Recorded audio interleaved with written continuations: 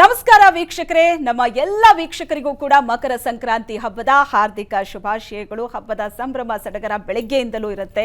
ಬೆಳಗ್ಗೆ ಎದ್ದ ತಕ್ಷಣ ಪುಣ್ಯ ಸ್ನಾನ, ಪೂಜೆ, ದೇವಸ್ಥಾನ ದರ್ಶನ, ಅದಾದ ನಂತರ ಭರ್ಜರಿ ಭೋಜನ. ಈಗ ಎಲ್ಲರೂ ಕೂಡ ಮನೇಲಿ ಕೂತ್ಕೊಂಡಿರ್ತಾರೆ, ಹಬ್ಬದ ಸಂಭ್ರಮ ಸಡಗರದಲ್ಲಿರ್ತಾರೆ. ಸೊ ಈ ಸಂದರ್ಭದಲ್ಲಿ ನಡೆಯುವಂತಹ ಎರಡು ವಿಸ್ಮಯಗಳನ್ನ ಏಷ್ಯಾನೆಟ್ ಸುವರ್ಣ ನ್ಯೂಸ್ನ ಮುಖಾಂತರ ನಾವು ನಿಮ್ಮ ಮುಂದೆ ಇಡ್ತಾ ಇದ್ದೀವಿ. ಏನಾ ವಿಸ್ಮಯ ಅಂತ ಅಂದ್ರೆ, ಗವಿಗಂಗಾಧರೇಶ್ವರ ದೇವಸ್ಥಾನದಲ್ಲಿ ಸೂರ್ಯ ರಶ್ಮಿ ಶಿವಲಿಂಗವನ್ನ ಸ್ಪರ್ಶಿಸುವಂತಹ ಕೌತುಕದ ಕ್ಷಣ. ನಾಡಿನ ಎಲ್ಲೆಡೆ ಮಕರ ಸಂಕ್ರಾಂತಿ ಹಬ್ಬದ ಸಂಭ್ರಮ ಮನೆ ಮಾಡಿದೆ. ಎಲ್ಲಾ ಕಡೆ ಸಡಗರ ಸಂಭ್ರಮ ಇದೆ. ಗವಿಗಂಗಾಧರೇಶ್ವರ ದೇವಾಲಯದಲ್ಲಿ ಒಂದು ವಿಸ್ಮಯದ ಘಟನೆ ನಡೆಯುತ್ತೆ. ಪ್ರತಿ ಸಂಕ್ರಾಂತಿಯಂದು ನಡೆಯುತ್ತೆ. ಈ ವಿಸ್ಮಯಕ್ಕೆ ಗವಿಗಂಗಾಧರೇಶ್ವರ ದೇವಸ್ಥಾನ ಸಾಕ್ಷಿಯಾಗುತ್ತೆ. ಪ್ರತಿ ವರ್ಷ ಸಂಕ್ರಾಂತಿಯ ಇವತ್ತಿನ ದಿನ ಸೂರ್ಯ ಪಥ ಬದಲಾವಣೆ ಮಾಡುವಂತಹ ಸಂದರ್ಭದಲ್ಲಿ ಶಿವಲಿಂಗವನ್ನ ಸೂರ್ಯನ ಕಿರಣ ಸ್ಪರ್ಶಿಸುವಂತಹ ಆ ಕ್ಷಣ ಏನಿದೆ, ಅದನ್ನ ಕಣ್ತುಂಬಿಸಿಕೊಳ್ಳೋದಕ್ಕೆ ಸಾವಿರ ಸಂಖ್ಯೆಯಲ್ಲಿ ಗವಿಗಂಗಾಧರೇಶ್ವರ ದೇವಸ್ಥಾನಕ್ಕೆ ಭಕ್ತ ಸಮೂಹವೇ ಬರುತ್ತೆ. ದಕ್ಷಿಣದಿಂದ ಉತ್ತರಕ್ಕೆ ಸೂರ್ಯ ಪಥ ಬದಲಿಸುವಂತಹ ದಿನ. ಪಥ ಬದಲಿಸುವಾಗ ಶಿವನಿಗೆ ಸೂರ್ಯ ನಮಸ್ಕಾರ ಮಾಡುವಂತಹ ಆ ಕೌತುಕದ ಕ್ಷಣ ನೋಡೋದಕ್ಕೆ ಎರಡು ಕಣ್ಣುಗಳು ಸಾಲೋದಿಲ್ಲ. ಪ್ರತಿ ವರ್ಷ ಸಂಕ್ರಾಂತಿಯ ದಿನ ಈ ವಿಶೇಷ ಕೌತುಕವನ್ನ ಕಣ್ತುಂಬಿಸಿಕೊಳ್ಳೋದಕ್ಕೆ ಇಡೀ ಭಕ್ತಗಣ ಕಾತರದಿಂದ ಕಾಯ್ತಾ ಇರುತ್ತೆ. ಇವತ್ತು ಸಂಜೆ 5:20ರಿಂದ 5:23ರವರೆಗೆ ಸೂರ್ಯ ರಶ್ಮಿ ಸ್ಪರ್ಶವಾಗುತ್ತೆ. ಬೆಳಗ್ಗೆ 5 ಗಂಟೆಯಿಂದಲೇ ದೇವಸ್ಥಾನದಲ್ಲಿ ವಿಶೇಷ ಪೂಜಾ ಕೈಂಕರ್ಯಗಳು ನಡೆಯಿತು. ಸಂಜೆ 6 ಗಂಟೆ ತನಕ ಭಕ್ತರಿಗೆ ದರ್ಶನಕ್ಕೆ ಅವಕಾಶ ಇರೋದಿಲ್ಲ. ಬೆಳಗ್ಗೆ 5 ಗಂಟೆಯಿಂದಲೂ ವಿಶೇಷವಾದಂತಹ ಪೂಜೆ ಪುನಸ್ಕಾರಗಳು, ಅಭಿಷೇಕ ಎಲ್ಲವೂ ಕೂಡ ನೆರವೇರಿದೆ. ಅದಾದ ನಂತರ ಮಧ್ಯಾಹ್ನ 12 ಗಂಟೆ ತನಕ ಭಕ್ತರಿಗೆ ದರ್ಶನಕ್ಕೆ ಅವಕಾಶ ಇತ್ತು. ಅದಾದ ನಂತರ ದೇವಸ್ಥಾನ ಕ್ಲೋಸ್ ಮಾಡಲಾಗುತ್ತೆ. ಅಂದ್ರೆ ಬರುವಂತಹ ಭಕ್ತರಿಗೆ ಅಲ್ಲಿ ದರ್ಶನಕ್ಕೆ ಅವಕಾಶ ಇರೋದಿಲ್ಲ. ಸೂರ್ಯ ರಶ್ಮಿ ಶಿವಲಿಂಗ ಸ್ಪರ್ಶಿಸಿದ ನಂತರ ದೇವಸ್ಥಾನ ಮತ್ತೆ ಅಲ್ಲಿ ಬರುವಂತಹ ಭಕ್ತರಿಗೆ ದರ್ಶನ ಕೊಡೋದಕ್ಕೆ ಅಂತ ಬಾಗಿಲನ್ನ ತೆರೆಯಲಾಗುತ್ತೆ. ಸೂರ್ಯರಶ್ಮಿ ಶಿವಲಿಂಗವನ್ನ ಸ್ಪರ್ಶಿಸುವಂತಹ ಆ ಕ್ಷಣದಲ್ಲಿ ದೇವಾಲಯದ ಅರ್ಚಕರು ಬಿಟ್ರೆ ದೇವಸ್ಥಾನದ ಒಳಗಡೆ ಯಾರಿಗೂ ಕೂಡ ಪ್ರವೇಶ ಇರೋದಿಲ್ಲ. ಗವಿಗಂಗಾಧರೇಶ್ವರನ ದರ್ಶನವನ್ನ ಒಂದು ಸಾರಿ ಏಷ್ಯಾನೆಟ್ ಸುವರ್ಣ ನ್ಯೂಸ್ನ ಮುಖಾಂತರ ನೀವೆಲ್ಲರೂ ಮಾಡ್ಕೋಬಹುದು. ಗವಿಗಂಗಾಧರೇಶ್ವರ ದೇಗುಲ ಇದು. ಸೂರ್ಯ ರಶ್ಮಿ ಸ್ಪರ್ಶಿಸೋದಕ್ಕೆ ಈಗ ಕ್ಷಣಗಣನೆ ಆರಂಭ ಆಗಿದೆ. ಬೆಳಿಗ್ಗೆಯಿಂದ ಬಹಳ ವಿಶೇಷವಾದಂತಹ ಪೂಜೆ ದೇವಸ್ಥಾನದಲ್ಲಿ ನೆರವೇರಿದೆ. ಬೆಳಗ್ಗೆಯಿಂದಲೂ ನಡೆದಂತಹ ಪೂಜೆ, ಪುಷ್ಪಾಭಿಷೇಕ, ಮಹಾಮಂಗಳಾರತಿ, ಅಭಿಷೇಕ ಎಲ್ಲವೂ ನೆರವೇರಿದ ನಂತರ ಹಲವು ಸಂಖ್ಯೆಯಲ್ಲಿ ಭಕ್ತರು ಬಂದು ದರ್ಶನವನ್ನ ಪಡೆದಿದ್ದಾರೆ. 12 ಗಂಟೆಗೆ ಕ್ಲೋಸ್ ಆಗಿತ್ತು. ಈಗ ಸೂರ್ಯ ರಶ್ಮಿ ಸ್ಪರ್ಶ ಆಗೋದಕ್ಕೆ ಕೆಲವೇ ಕ್ಷಣಗಳು ಬಾಕಿ ಇದೆ.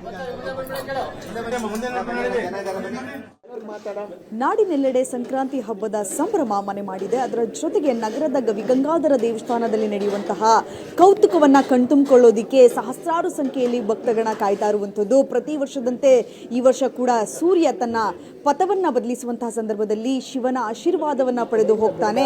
ಹಾಗಿದ್ರೆ ಗವಿಗಂಗಾಧರ ದೇವಾಲಯದಲ್ಲಿ ಈ ಬಾರಿ ಎಷ್ಟು ಸಮಯಕ್ಕೆ ಸೂರ್ಯ ರಶ್ಮಿ ಶಿವನನ್ನ ಸ್ಪರ್ಶ ಮಾಡುತ್ತೆ ಅನ್ನುವಂಥದ್ದನ್ನ ತಿಳ್ಕೊಳ್ಳೋಣ. ಅದರ ಜೊತೆಗೆ ದೇವಸ್ಥಾನದಲ್ಲಿ ಏನೆಲ್ಲ ವ್ಯವಸ್ಥೆ ಆಗಿದೆ ಅನ್ನುವಂಥದ್ದನ್ನ ಮಾತನಾಡೋದಕ್ಕೆ ನಮ್ಮ ಜೊತೆ ಗವಿಗಂಗಾಧರ ದೇವಸ್ಥಾನದ ಪ್ರಧಾನ ಅರ್ಚಕರಾಗಿರುವಂತಹ ಸೋಮಸುಂದರ್ ದೀಕ್ಷಿತ್ ಅವರಿದ್ದಾರೆ. ನಾನು ಅವ್ರನ್ನೇ ಮಾತನಾಡಿಸ್ತಾ ಹೋಗ್ತೀನಿ.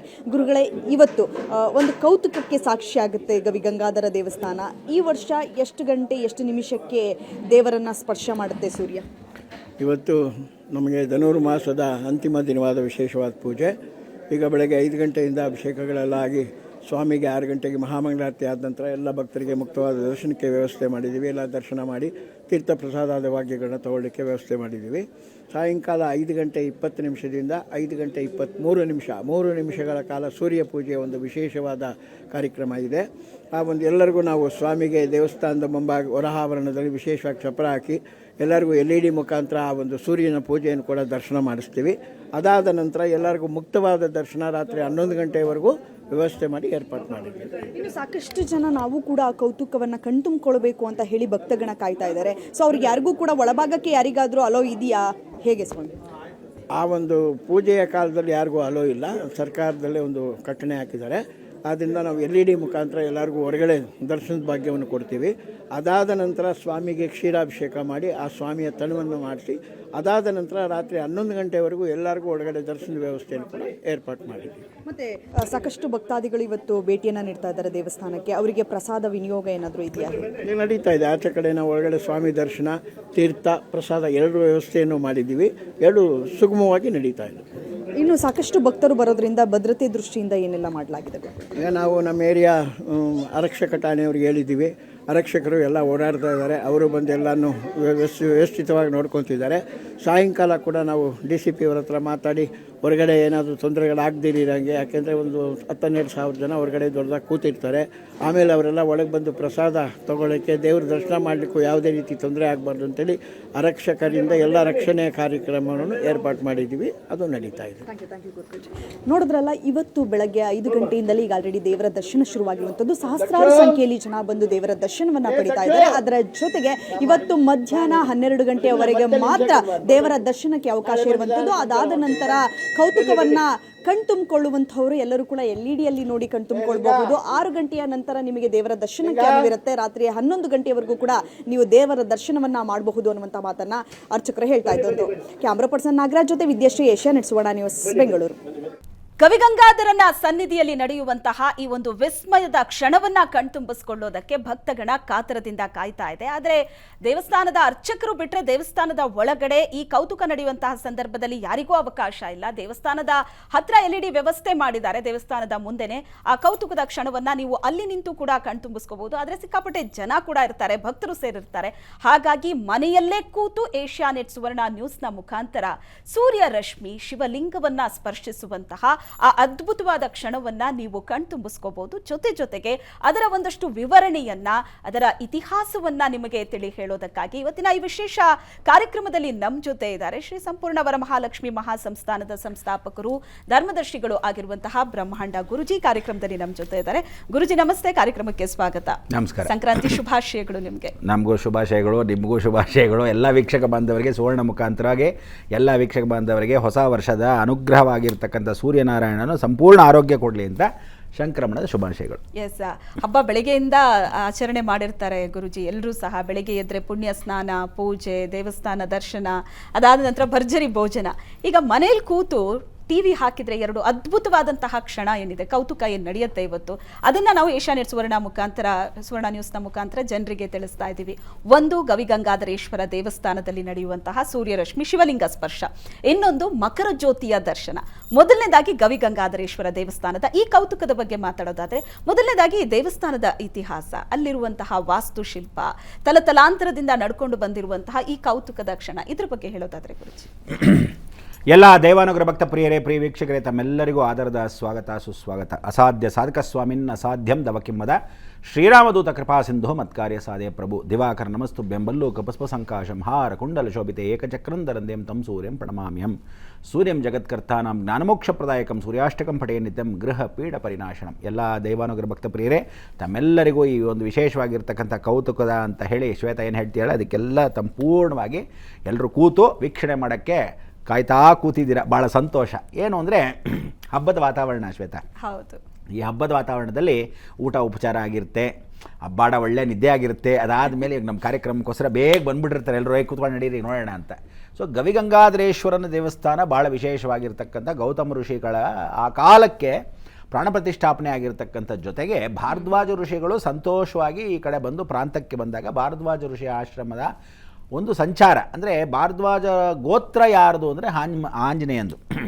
ಇಲ್ಲಿ ಗೌತಮ ಋಷಿಗಳು ಪ್ರತಿಷ್ಠಾಪನೆ ಮಾಡೋಕ್ಕೆ ಮೊದಲು ಸನ್ಯಾಸ ಯೋಗವನ್ನು ಯಾವ ಕಾಲಕ್ಕೆ ಒಬ್ಬ ಮನುಷ್ಯ ತಗೋಬೇಕು ಅಂದಾಗ, ಸನ್ಯಾಸ ಯೋಗಕ್ಕೆ ತಗೋಬೇಕಾದ್ರೆ ಈ ಗವಿ ಒಳಗೆ ತಪಸ್ಸನ್ನು ಮಾಡ್ತಾಯಿದ್ರು, ಆದಷ್ಟು ಸನ್ಯಾಸ ಸ್ವೀಕರಣೆ ಮಾಡೋಕ್ಕೆ ಅಂತ. ಯಾಕೆ ಇದು ಸಾಕ್ಷಿ ಅಂದರೆ, ಪಕ್ಕದಲ್ಲಿ ವೀರಭದ್ರ ಇದ್ದಾನೆ, ಆ ಕಡೆ ಮಹಾಕಾಳಿ ಕೂತಿದ್ದಾಳೆ, ಈ ಕಡೆ ಮಹಾಗಣಪತಿ ಇದ್ದಾನೆ. ಇದೆಲ್ಲ ದೊಡ್ಡದಾಗಿ ಬಸವನಗುಡಿ ಅಂತ ಹೇಳಿ ಬೆಂಗಳೂರಲ್ಲಿ ಬಂದಿದೆ.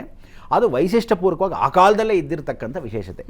ಇಲ್ಲಿ ಆ ಕಾಳಮ್ಮನವರು ಇದ್ದ ಕ್ಷಣದಲ್ಲಿ ಈ ಕಡೆ ಇರತಕ್ಕಂಥ ವೀರಭದ್ರ ಸ್ವಾಮಿಗಳು, ಆ ಕಡೆ ನಂದೀಶ್ವರನು, ಮಧ್ಯದಲ್ಲಿ ಮಹಾಗಣಪತಿ, ಈ ಶಿವನು ಮಧ್ಯಭಾಗದಲ್ಲಿ. ಇದರಲ್ಲಿ ಎಲ್ಲರೂ ಕುಟುಂಬ ಪರಿವಾರ ಸಮೇತ ಅಂತ ಒಂದು ವಿಶೇಷವಾಗಿರ್ತಕ್ಕಂಥ ಸ್ಥಳ. ಇದರಲ್ಲಿ ಆ ಕಾಲದಿಂದ ಎಲ್ಲರೂ ಏನು ಅಂದರೆ ಮಹಾರಾಜರ ಕಾಲದಿಂದ ಇಲ್ಲಿ ಗುರು ಮುನಿಗಳ ತಪಸ್ಸು ಮಾಡಿದ ಸ್ಥಳ ಅಂತ ಕರಿತೀವಿ. ಆ ತಪಸ್ಸು ಮಾಡಿರ್ತಕ್ಕಂಥ ಈ ಗವಿ ಅಂತಕ್ಕಂಥದ್ದೇ ವಿಶೇಷತೆ ಅಂದರೆ ಗಂಗೆ ಇರಲಿಲ್ವಲ್ಲ, ಏನು ಮಾಡೋದು? ಭಾರದ್ವಾಜ ಋಷಿಗಳು ಸಂಚಾರ ಬರೋ ಸಮಯಕ್ಕೆ ಗಂಗೆ ಬರ್ತಾಳೆ. ಎಲ್ಲೆಲ್ಲ ಬರ್ತಾಳೆ? ಶಿವಗಂಗೆಯಿಂದ ಒಂದು ಅಂತರ್ಗಂಗೆಯಾಗಿ ಒಳಭಾಗದಲ್ಲಿ ಹರಿತಾಳೆ. ಅದಕ್ಕೆ ಅಲ್ಲಿ 3 ರಂಧ್ರಗಳಿದೆ. 3 ರಂಧ್ರಗಳ ಮುಖಾಂತರವೂ ಗಂಗೆ ಇಲ್ಲಿ ಹರಿದು ಬರ್ತಕ್ಕಂಥ ಸಾಕ್ಷಿ ರೂಪ. ಅದಕ್ಕೆ ಶಿಂಶುಮಾರ ಅಂತ ಒಂದು ನದಿ, ಅದು ವಿಶೇಷವಾಗಿ ನಂದಿ ಬೆಟ್ಟದಿಂದ ಬರ್ತಕ್ಕಂಥ ನದಿ, ಅದು ಕೂಡ ಒಳಭಾಗದಲ್ಲೇ ಬರುತ್ತೆ. ಒಂದು ಗಂಗೆ, ಒಂದು ಇವಳು, ಇನ್ನೊಂದು ತಲಕಾಡಿಂದ ಬರ್ತಕ್ಕಂಥ ಕಾವೇರಿ ಹರಿದು ಬರ್ತಾಳೆ ಅಂತ. ಆ ತಲಕಾಡಿಂದ ಬರ್ತಕ್ಕಂಥ ಎಲ್ಲಿದೆ ಅಂದರೆ ತಿಪ್ಪಗೊಂಡಳ್ಳಿಗೆ ಬರ್ತಾಳೆ. ತಿಪ್ಪಗೊಂಡಳ್ಳಿಯಿಂದ ಈ ಕಡೆ ಬಂದು ತಾವರೆಕೆರೆಗೆ ಬರ್ತಾಳೆ. ಅಲ್ಲಿಂದ ಕಾಳಿ ನದಿ ಜೊತೆ ಸೇರ್ತಾಳೆ. ಹಾಗೆ ವಿಶೇಷವಾಗಿ ವೃಷಭಾವತಿ ಹರಿಯಕ್ಕೆ ಮೊದಲು ಗಂಗಾಧರೇಶ್ವರ ಬಂದು ಆ ಕಡೆ ಆಂಜನೇಯನ ಕಾಲು ತೊಳ್ಕೊಂಡು ಅವಳು ಸೇರ್ಕೊಂಡ್ಬಿಡ್ತಾಳೆ. ಸೊ ಇದೆಲ್ಲ ಒಂದು ವಿಶೇಷವಾಗಿರುತ್ತೆ. ಈಗೆಲ್ಲ ಏನಾಗಿದೆ, ಚರಂಡಿಗಳಾಗ್ಬಿಟ್ಟು ಹೊಟ್ಟೋಗ್ತಾ ಇದೆ. ಆದರೆ ಆ ಕಾಲಕ್ಕೆ 3 ನದಿಯೂ ಬಂದು ಸೇರಿ ಹೇಗೆ ನಾವು ವಿಶೇಷವಾಗಿ ಅಮ್ಮನವ್ರಿಗೆ ಒಂದು ಸಾಕ್ಷಿಭೂತವಾಗಿ ಇವತ್ತಿಗೂ ಮಂಗಳೂರು ಪಾಕದಲ್ಲಿ ನಮಸ್ಕಾರ ಮಾಡಕ್ಕೆ ಹೋಗ್ತಾರೋ, ಅದೇ ರೀತಿ ಈಶ್ವರನ ಕಾಲು ತೊಳೆಗೆ ಗಂಗೆ ಬರ್ತಾ ಇದ್ಲು. ಗಂಗೆ ಚಮನೆ ಚೈವ ಗೋದಾವರಿ ಸರಸ್ವತಿ ನರ್ಮದಾ ಸಿಂಧು ಕಾವೇರಿ ಜಲಯಸ್ಮಿನ್ ಸನ್ನಿಧಿಂ ಕುರು ಅಂತ ಅಂದ್ಬಿಡ್ತಾರೆ. 7 ನದಿಗಳ ವಿಶೇಷವಾಗಿರ್ತಕ್ಕಂಥ ಸಂದರ್ಭದಲ್ಲಿ 3 ನದಿಗಳು ಬಂದು ಹೋಗ್ತಾ ಇದ್ವು. ಈ ಗುಹೆಗಳೇನಾಗಿದೆ, ಒಳಗೆ ಅಂತರ್ಗುಹೆ ಆಗಿಬಿಟ್ಟಿದೆ. ಬೆಂಗಳೂರಲ್ಲಿ ಎಲ್ಲ ಮನೆಗಳು ಅದೆಲ್ಲ ಕಟ್ಟಿಬಿಟ್ರಿಂದ ಹೊಟ್ಟೋಗ್ತಿದೆ. ಇದರಲ್ಲೇ ಗವಿ ಅನ್ನೋದು ಇವತ್ತಿಗೂ ಉಳಿದಿದೆ ಜೀವಂತವಾಗಿ ಅನ್ನೋದು ಒಂದು ಕ್ಷೇತ್ರ. ಆ ಕ್ಷೇತ್ರ ಪಾಲಕನಾಗಿರ್ತಕ್ಕಂಥ ವೀರಭದ್ರನೇ ಕ್ಷೇತ್ರ ಪಾಲಕ. ಇದಕ್ಕೆ ಕಾವಲು ಸಂಚಾರ ದೇವಿ ಯಾರಾದರೂ ಗ್ರಾಮ ದೇವತೆ ಕೂತಿದ್ದಾಳೆ ಅಂದರೆ ಅವಳು ಮಹಾಕಾಳಿಯಾಗಿ ಕೂತಿರ್ತಾಳೆ. ಸೊ ಈ ಮಹಾಕಾಳಿ ಜೊತೆಗೆ ಒಂದು ವಿಶೇಷ ಅಂದರೆ ಅಲ್ಲಿ ಕಾಳಭೈರವ ಕೂತಿರ್ತಾನೆ. ಜಮದಗ್ನಿ ಪ್ರತಿಷ್ಠಾಪನೆ ಮಾಡಿರ್ತಕ್ಕಂಥ ದುರ್ಗಾದೇವಿ ಪ್ರತಿಷ್ಠಾಪನೆ ಮಾಡಿರ್ತಕ್ಕಂಥ ದುರ್ಗಾ ಇದ್ದಾಳೆ. ಅಗ್ನಿ ತತ್ವದಲ್ಲಿ ಅಗ್ನಿ, ವಾಯು, ಜಲ, ಭೂಮಿ, ಆಕಾಶದಲ್ಲಿ ಇಲ್ಲಿ ಕ್ಷೇತ್ರದಲ್ಲಿ ಒಂದು ವೃಕ್ಷ ಅಂತಿದೆ. ಆ ವೃಕ್ಷಕ್ಕೆ ಯಾರಾದರೂ ಒಂದು ರಾಜ ಅಂತಿದ್ರೆ ಅದು ಅಗ್ನಿ ದೇವತೆ ಅಂತ ಕರೀತಾರೆ. ಸೊ ಅಗ್ನಿ ಇಲ್ಲಿ ಸ್ಪರ್ಶ ಅನ್ನೋದಕ್ಕೆ ಬಂಡೆ ಭಾಳ ಬಿಸಿ, ಶೆಕೆ ಅಂದರೆ ಶೆಕೆ. ನೀವು ಒಳಗೆ ಹೋಗ್ಬಿಟ್ರೆ ಅಂತೂ ಹಬೆ, ಪರಮೇಶ್ವರನ ನೋಡೋಕ್ಕೆ ಭಾಳ ಸಾಧ್ಯ ಅಲ್ಲ. ಸೊ ಆ ಥರ ಪ್ರದಕ್ಷಿಣೆ ಮಾಡ್ಕೊಳ್ಳೋಕ್ಕೆ ತುಂಬ ಬಗ್ಗಿ ಹೋಗಿ ಬರ್ತಕ್ಕಂಥ ಅವಕಾಶ ಸಪ್ತಮಾತೃಕೆಯರ ಸಮೇತವಾಗಿದೆ. ಸಪ್ತಮಾತೃಕೆಯರು ಆ ಕಾಲಕ್ಕೆ ಏನಾಗಿದೆ, ಗವಿ ಒಳಗಡೆ ಹೋಗಬೇಕಾದ್ರೆ ರಂಧ್ರಗಳು ಕೆತ್ತಿಗಡೆ ಮಾಡ್ತಾ ಇದ್ದಾಗ ಏನು ಹೇಳುತ್ತೆ, ಎಲ್ಲಿ ಈಶ್ವರನೋ ಅಲ್ಲಿ ವಿಶೇಷ ದಕ್ಷಿಣಾಮೂರ್ತಿ ಇರಲೇಬೇಕು. ಎಲ್ಲಿ ಮಹಾನಂದಿ ಇರ್ತಾನೋ ಅವನ ಜೊತೆ ಇರಲೇಬೇಕು. ಕಾಳಭೈರವ ಇರಬೇಕು. ಈ 3 ಜನ ಇರಬೇಕು. ಮಹಾನಂದಿ, ಕಾಳಭೈರವ, ದಕ್ಷಿಣಾಮೂರ್ತಿ, ಈ 3 ಎಲ್ಲಿರ್ತಾರೋ ಶಿವನ ಜೊತೆ ನಂದಿ ಇದ್ದೇ ಇದ್ದಾಗ ಇದು ಪರಿವಾರ ದೇವತೆ ಅಂತ ಕರೀತದೆ. ಸೊ ಈ ಗವಿಗಂಗಾಧರೇಶ್ವರ ಬಹಳ ವಿಶೇಷವಾಗಿರ್ತಕ್ಕಂಥ ಸೂರ್ಯರೇಷ್ಮೆ ಕಿರಣ ಇವತ್ತು ಬೀಳೋ ಅಂತ ಕೌತುಕಕ್ಕೆ ನಾವೆಲ್ಲರೂ ಸಾಕ್ಷಿ ಆಗ್ತೀವಿ ಅಂತ. ಸುಮಾರು 5 ಗಂಟೆ 5 ನಿಮಿಷ, 5 ಗಂಟೆ 20 ನಿಮಿಷದಿಂದ 5:23 ಒಂದು 3 ನಿಮಿಷ ಬಬ್ಬಾ ಅಂತ ಬಂದ್ಬಿಟ್ರೆ ಕೆರಡೆ ಪಾದ ಸ್ಪರ್ಶ, ಮಧ್ಯ ಹೊಟ್ಟೆ ಸ್ಪರ್ಶ, ಶಿರಸ್ಪರ್ಶ, ಹೊಟ್ಟೋಗ್ತಾನೆ ಅಂತ. ಇದನ್ನು ಆರ್ಕಿಟೆಕ್ಚರಲ್ ಬ್ಯೂಟಿ ಅಂತ ಕೆಲವರು ಕರೀತಾರೆ. ವಿಜ್ಞಾನವಾಗಿ ಇರ್ತಕ್ಕಂಥವ್ರು ಆರ್ಕಿಟೆಕ್ಚರಲ್ ಬ್ಯೂಟಿ ಅಂದರೆ ಆ ಕೆತ್ತಿರೋದು ಸರಿ ಆ ರಂಧ್ರ ಮುಖಾಂತರ ಇವ್ರ ಮೇಲೆ ಯಾಕೆ ಬಿಡೋಕೆ, ಪಕ್ಕದಲ್ಲಿ ಹೋಗ್ಬೋದಾಗಿತ್ತಲ್ಲ, ಆ ರಂಧ್ರಕ್ಕೆ ಯಾಕೆ ಬರಬೇಕು? ಏನು ಅಂದರೆ ಪಶ್ಚಿಮ ದಿಗ್ಭಾಗೆ ಶನಿನೂ ನಮಸ್ಕಾರ ಮಾಡಿರೋ ದೊಡ್ಡ ಕ್ಷೇತ್ರ ಯಾವುದಾದ್ರೂ ಇದ್ದರೆ ಎಲ್ಲೆಲ್ಲಿ ಶನಿ ನಮಸ್ಕಾರ ಮಾಡ್ತಾರೆ ನೋಡಿ. ಫಾರ್ ಎಕ್ಸಾಂಪಲ್ ವಿದ್ಯಾಶಂಕರ ದೇವಸ್ಥಾನ ಅಂತ ಇಟ್ಕೋ. ಆ ವಿದ್ಯಾಶಂಕರ ದೇವಸ್ಥಾನ ಶೃಂಗೇರಿಯಲ್ಲಿ ಬಂದರೆ ಬೆಳಗಿನ ಜಾವದಲ್ಲೇ ಹೋಗುತ್ತೆ, ಮಧ್ಯಾಹ್ನಕದಲ್ಲಾಗುತ್ತೆ, ಸಾಯಂಕಾಲ ಆಗುತ್ತೆ. ಇನ್ನೊಂದು ಜೂನ್, ಜುಲೈ, ಮೇ ಈ 3 ಜಾಗದಲ್ಲಿ ಆಗೋದು ಮಹಾವಿಷ್ಣುವಿಗೆ. ಇದೆಲ್ಲಾದರೂ ಆಗುತ್ತೆ ಅಂದರೆ ಆಂಧ್ರ ಪ್ರಾಂತ್ಯದಲ್ಲಿ ಭೂಲೋಕದ ಮೊಟ್ಟ ಮೊದಲ ವಿಷ್ಣು ದೇವಸ್ಥಾನಕ್ಕೂ ಅದು ಇದೇ ಕೌತುಕ ನಡೆಯುತ್ತೆ. ಈ ಕೌತುಕದಲ್ಲಿ ಶನಿ ಬಂದು ಸ್ಮರಣೆ ಮಾಡ್ತಾನೆ ಅನ್ನೋದೇ ಬಹಳ ವಿಶೇಷ. ಸೊ ಅದೇನಂದರೆ ಮಕರ ಜ್ಯೋತಿಯಲ್ಲಿ ಮಕರ ಸಂಕ್ರಮಣದಲ್ಲಿ ಸೂರ್ಯ ಶನಿ ಮನೆಗೆ ಪ್ರವೇಶ ಮಾಡ್ತಾನೆ. ಇವರೆಲ್ಲ ಅನ್ಕೊಂಡಿರೋದು ಇಲ್ಲಿ ಬಂದು ಪ್ರವೇಶ ಮಾಡ್ತಾನೆ ಅಂತ. ಅವನು ಅವ್ರ ಮನೆಗೆ ಹೋಗ್ತಾನಂತೆ, ಛಾಯಾದೇವಿ ನೋಡ್ಕೊಂಬರೋಣ. ತಂದೆ ಜೊತೆಗೆ ಮಗನ್ನ ನೋಡ್ಕೊಳ್ತಕ್ಕಂಥ ಅವಕಾಶ, ಇಬ್ಬರು ಸಮ್ಮಿಲನ. ಸೊ ಮಕರ ರಾಶಿಯಲ್ಲಿ ಏನು ಅಂದರೆ ಅರ್ಧ ನೀರು, ಜ್ಞಾಪಕ ಇಟ್ಕೋ, ಅರ್ಧ ಭೂಮಿ, ಅರ್ಧ ನೀರಾಗಿರ್ತಕ್ಕಂಥದ್ದಕ್ಕೆ ಜಲವಾಸ, ಮಧ್ಯದಲ್ಲಿ ಇರ್ತಕ್ಕಂಥ ಈಶ್ವರ, ಭೂಮಿ ಬಂಡೆ ಒಳಗಿರೋ ಗುಹೆ ಒಳಗೆ ಶಿವನು. ಇವರಿಬ್ಬರ ಸಮ್ಮಿಲನ ಗ್ಯಾರಂಟಿ ಅನ್ನೋದಕ್ಕೆ ಸಾಕ್ಷಿ ಯಾರು? ಪರಮೇಶ್ವರನೇ ಅಂತ. ಸೊ ಆಶೀರ್ವಾದ ಮಾಡ್ತಾನೆ. ಸೊ ಅದಕ್ಕೆ ಏನು ಮಾಡ್ತಾನೆ, ಸೂರ್ಯ ಶನೇಶ್ವರ ಬಂದು ನಮಸ್ಕಾರ ಮಾಡೋ ಸಮಯಕ್ಕೆ ಸಾಯಂಕಾಲದಲ್ಲಿ ಇವತ್ತು ಸಂಕ್ರಮಣ ಅದೇ ಸಂಕ್ರಾಂತಿ, ಆ ಸಮಯಕ್ಕೆ ಮಕರ ಪ್ರವೇಶ ಮಾಡ್ತಿರೋ ಸೂರ್ಯನು ದಿವಾಕರ ನಮಸ್ತುಭ್ಯಂ ಬಲ್ಲೂಕ ಪುಷ್ಪ ಸಂಕಾಶಂ ಹಾರ ಕುಂಡಲ ಶೋಭಿತೆ ಏಕಚಕ್ರಂದರದೆ ತಮ್ಮ ಸೂರ್ಯಂ ಪ್ರಣಮಾಮಿ. ಸೊ ಇದಕ್ಕೆ ನಾವೆಲ್ಲರೂ ಹೋಗಿ ಸಾಕ್ಷಿಭೂತವಾಗಿ ನಮಸ್ಕಾರ ಮಾಡೋಕೆ ಅವಕಾಶ. ಪಾಪ 3 ನಿಮಿಷ, ಈ 3 ನಿಮಿಷದಲ್ಲಿ ಏನಾಗ್ಬಿಡತ್ತಪ್ಪ ಅಂದರೆ ಒದ್ದಾಡ್ತಾರೆ ಹಾಗೆ ಹೇಗೆ ಅಂತ. ಸೊ ನಿಮಗೆ ಅವಕಾಶ ಏನು ಗೊತ್ತಾಗ್ತಾ ಎಲ್ಲರೂ ವೀಕ್ಷಕರಿಗೆ, ಸುವರ್ಣ ಮುಖಾಂತರ ಮನೇಲೇ ಕೂತ್ಕೊಂಡು ಅವಕಾಶ ಮಾಡಿಕೊಡ್ತಾ ಇದ್ದಾರಲ್ಲ, ಅದು ಇಂಪಾರ್ಟೆಂಟು. ಏನು ರೀ ದೇವ್ರು ನೋಡೋಕ್ಕೆ ಕಷ್ಟ, ಅಲ್ಲಿ ಹೋಗಿ ಒದ್ದಾಡು. ಯಾರು ಆ ರೆಸ್ಟಲ್ಲಿ ಹೋಗ್ತೀರಾ, ಆರಾಮಾಗಿ ಕೂತ್ಕೊಳ್ಳಿ. ಮಧ್ಯದಲ್ಲಿ ಮಾತು ಬೇರೆ ಕೇಳಬೇಕು, ಬ್ರಹ್ಮಾಂಡಗಳು ಮಾತಾಡ್ತಾರೆ ಅಂತ ಕರೆಸಿದ್ದಾರೆ. ಸೊ ಆಯಿತು, ಮಾತಾಡಿಕೊಂಡು ನಿಮಗೆಲ್ಲರಿಗೂ ಈ ವಿಶೇಷವಾಗಿರೋ ಈ ಗವಿಗಂಗಾಧರೇಶ್ವರ ದೇವಸ್ಥಾನದಲ್ಲಿ ಭಾಳ ಅದ್ಭುತಗಳಿದೆ. ಒಳಗಿರ್ತಕ್ಕಂಥ ಪರಿವಾರ ದೇವತೆಗಳಿದ್ದಾರೆ. ಹಳೇ ಕಾಲದ ದೇವಾಲಯ, ಇಲ್ಲಿ ಸೋಮಸುಂದರ್ ದೀಕ್ಷಿತರು ಬಂದ ಮೇಲೆ ರಜನಿಕಾಂತ್ಗೆ ಭಾಳ ವಿಶೇಷವಾಗಿರ್ತಕ್ಕಂಥ ಫ್ರೆಂಡು, ಕ್ಲಾಸ್ಮೇಟು. ಇವರೆಲ್ಲ ಭಾಳ ಒಂದು ಜನ 7 ಜನ ಫ್ರೆಂಡ್ಸು. ರಜನಿಕಾಂತ್ ಇಲ್ಲೇ ಇದ್ದಿದ್ದು ಆ ಸಮಯದಲ್ಲಿ. ಸೊ ಇವರೆಲ್ಲ ಏನು ಅಂದರೆ ಸ್ಕೂಲಲ್ಲಿ ಚಡ್ಡಿ ಹಾಕ್ಕೊಂಡು ಓಡಾಡ್ಕೊಂಡಿದ್ದು ಫ್ರೆಂಡ್ಸ್ ಏನಿದ್ರು, ಅದರಲ್ಲಿ ಒಬ್ಬೊಬ್ಬರು ಒಂದೊಂದು ಫೀಲ್ಡ್ಗೆ ಹೋದರು. ಅದರಲ್ಲಿ ಗಂಗಾಧರೇಶ್ವರ ದೇವಸ್ಥಾನದಲ್ಲಿ ಶಿವನ ಆರಾಧನೆ ಮಾಡ್ಕೊಂಡು ಕೂತ್ಕೊಳ್ಳೋಕ್ಕೆ ಸೋಮಸುಂದರ್ ದೀಕ್ಷಿತರು ವಿಶೇಷತೆ. ನೋಡಿ, ಇದೆಲ್ಲ ಒಬ್ಬೊಬ್ಬರಿಗೆ ಅವರವರ ಅನುಗ್ರಹ. ಎಲ್ಲರೂ 7 ಜನ ಫ್ರೆಂಡ್ಸು ಇದೇ ಗವಿಗಂಗಾಧರೇಶ್ವರನ ನಮಸ್ಕಾರ ಮಾಡ್ತಾ ಇದ್ರು ಸ್ಕೂಲ್ ಟೈಮಲ್ಲಿ. ಇವತ್ತು ಅಷ್ಟೂ ಜನ 7 ಜನ ಅಕ್ಕಪಕ್ಕದಲ್ಲಿರೋ ಮನೆಗಳವರು ಒಬ್ಬೊಬ್ಬರು ಒಂದೊಂದು ದೊಡ್ಡ ಫೀಲ್ಡಲ್ಲಿ ದೊಡ್ಡ ದೊಡ್ಡ ಹೆಸರಾಗಿದೆ, ವ್ಯಕ್ತಿಗಳಾಗಿದ್ದಾರೆ. ಸೊ ಅದರಿಂದ ಭಗವಂತನ ಇಚ್ಛೆ ಯಾರನ್ನೇ ಆರಿಸ್ಕೊಂಡು, ನೋಡ ಲಾಸ್ಟ್ ಬೆಂಚ್ ಏನು ಶ್ವೇತಾ, ಲಾಸ್ಟ್ ಬೆಂಚಿನ ಲಾಯರ್ ಆಗೋ, ಫ್ರಂಟ್ ಬೆಂಚಿನ ಕಮಿಷನರ್ ಆಗೋ, ಇವ್ನು ಕಳ್ಳಿ ಆಗೋ ಅಂತ ಹೇಳೋಕ್ಕಾಗಲ್ಲ. ಎಲ್ರಿಗೂ ಒಂದೇ ಪಾಠ ಹೇಳೋದು ಟೀಚರು.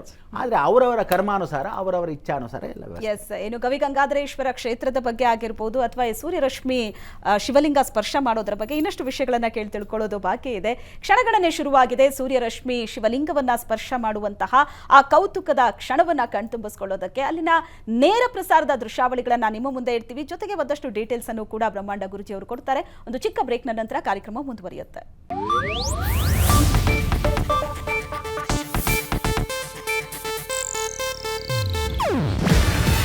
ಇದು ಏಷ್ಯಾನೆಟ್ ನ್ಯೂಸ್ ನೆಟ್ವರ್ಕ್ ಪ್ರಸ್ತುತಿ.